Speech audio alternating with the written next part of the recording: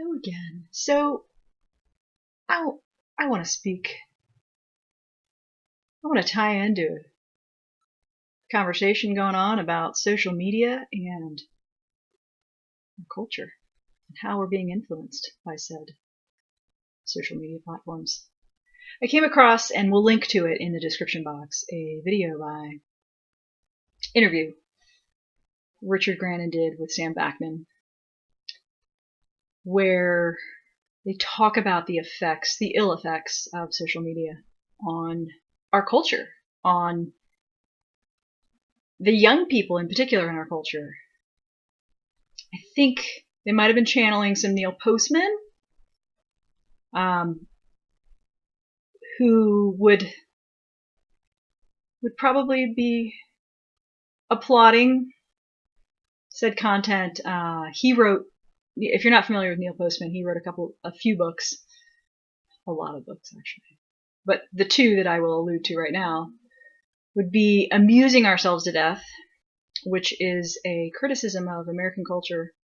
He wrote it in 1985 about how the public discourse and this idea of show business, public discourse in the age of show business, I think that's the subtitle of Amusing Ourselves to Death, and how it is transforming our culture.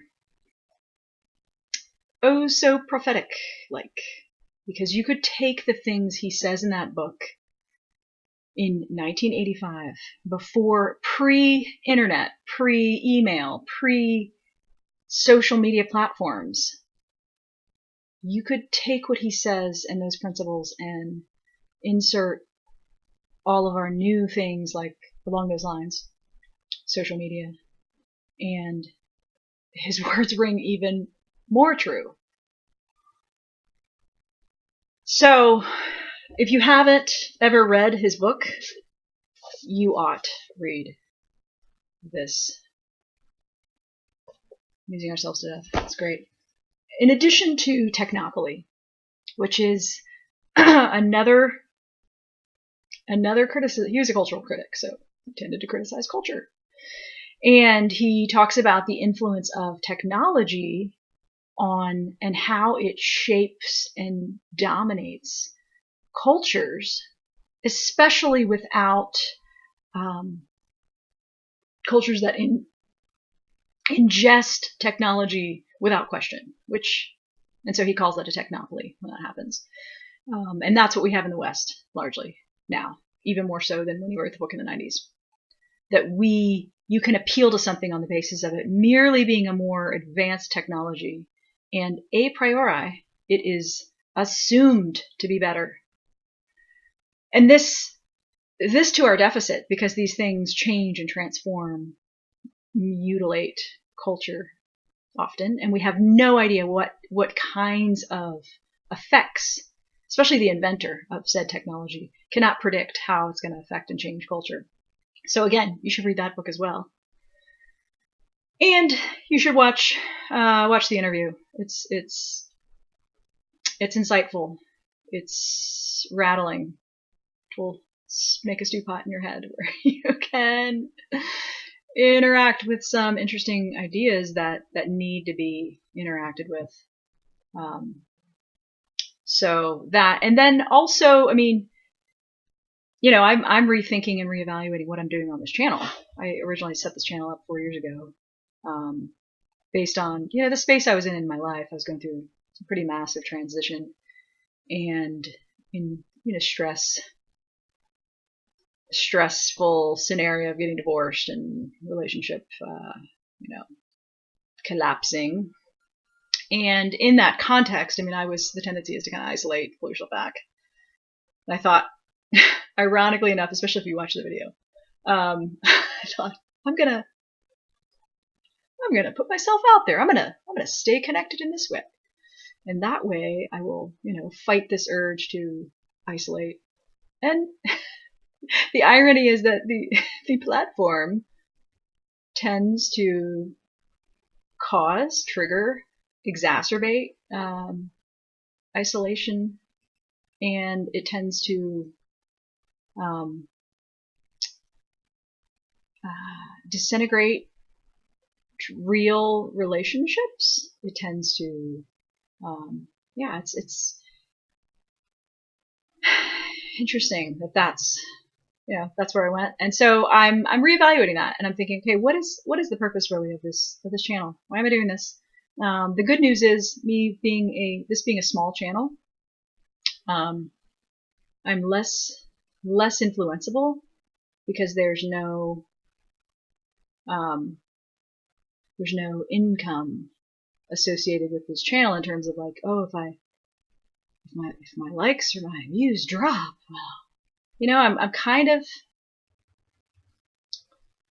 of here as a place for some self-expression, and I guess I want to get more back in tune with that.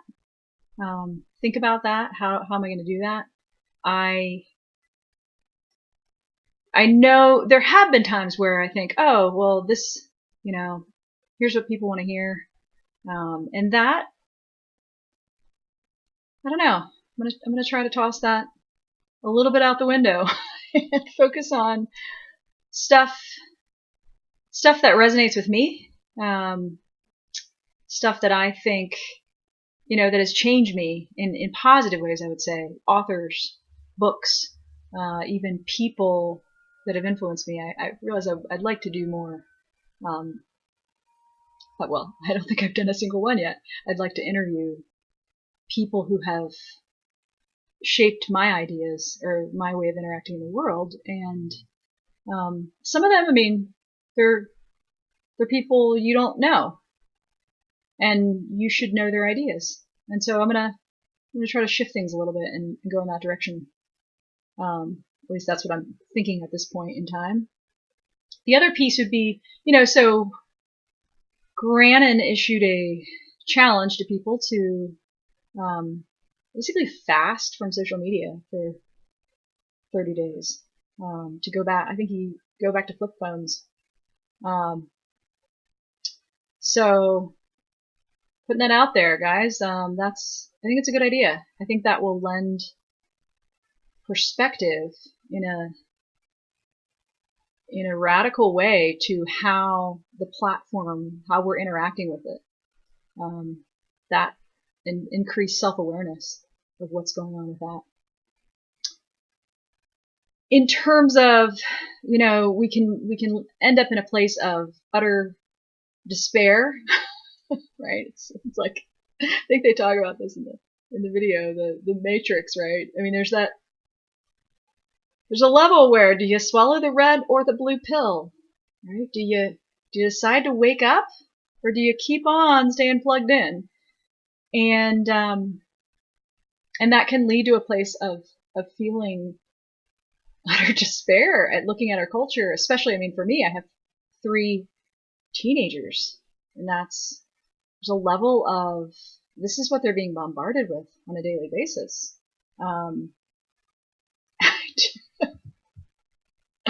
I did, I'll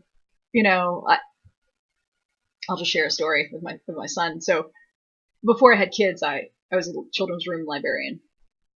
And I remember watching parents come into the library with toddlers. They just plug them into the computer. I mean, sure, it was an educational game where they learned their letters, but they would park the kid on the computer and then go over here and, I mean, they're in the same room, but they're doing something else. And, I mean, critical, judgmental me, right? Not having had kids, so I didn't understand how, at that point in time, the 24/7 nature of being a parent. So take this in the right perspective. And then I became a parent. I remember thinking, I don't want to do that. I don't want to use the TV or the computer as a babysitter for my child. And having watched how these children in these scenarios didn't really interact so much with books, and the inner librarian in me thought that was not a good thing. And I mean, I love books myself, so I wanted to raise readers and lovers of books. So the strategy we took with my eldest was knowing how, and it was hard at times to do this, but I made this commitment to myself that if he asked to read a book, that I would always say yes. Pretty much no matter the situation. I mean, I'm cooking dinner, I'm in the middle of something, and he wants to read a book, and I would not say no. I would put things down, and I would go read at least a story. You know, if it were, Mom, can you play with me? I wouldn't necessarily drop everything and play with him. You know, always. Some of the time I would, but not all the time, because I wanted there to be this stacking the cards in the direction, conditioning actually, of him towards books. And then the other piece, you know, we did have, you know, the VHS, the video, and the Veggie Tales, and he would want to watch something, and we were pretty selective about number one, what he ingested, but also how much time he got. You know, it was usually 20 minutes after a nap while his sister was still napping. And to this day, this is my eldest. You know, he's a voracious reader. He will, when he was in 5th grade, he would spend most of Saturday and most of Sunday reading books, typically like 6 hours, 7 hours. I'd have to say, I think you should maybe go outside and play. Just a thought. And he wanted to read books. He loves books even now. And I think part of that was the conditioning, the operant conditioning of let's stack the cards a little in the direction of books. And we can think through how we do this, especially new parents at this stage in time can think through this with their own kids that are young. You know, it's difficult. It's a challenge. One is bombarded by all sorts of things on every front. I mean, school bombards them. I remember my kids they're all teenagers now, but the middle school they went to, they were issued laptops to take to and from school. And these kinds of, so you can't necessarily always control as much as, right? But you can influence. You can definitely influence, and you can put perspective and help shape what happens. And that's the point. So, you know, even just conversations with this generation in terms of how they're being influenced by all sorts of things that are happening on social media. You know, it's in my office, I've seen an uptick with where I'm treating anxiety and depression and all sorts of things in younger and younger kids because they've been cyberbullied or they've been, you know, this kind of stuff is happening. And on a lot of the social media platforms. And we have to be aware, and we have to, you know, work to condition differently. So, yeah, check out the video. Like I said, I'll link to it, and then consider fasting from social media for, you know, a month. Take a break from it. Unplug. And even if you can't fully do that, then do a partial fast. Do like a juice fast, where you're only going to utilize it, say, for business. You're just going to do your business stuff and then not engage. Put some constraints on it. Limit the amount of time you're on it, etc. Think about it. How it's affecting you, and ask yourself, what changes can I make to where it's not so influenceable to me in my life. Thanks for tuning in. Adios.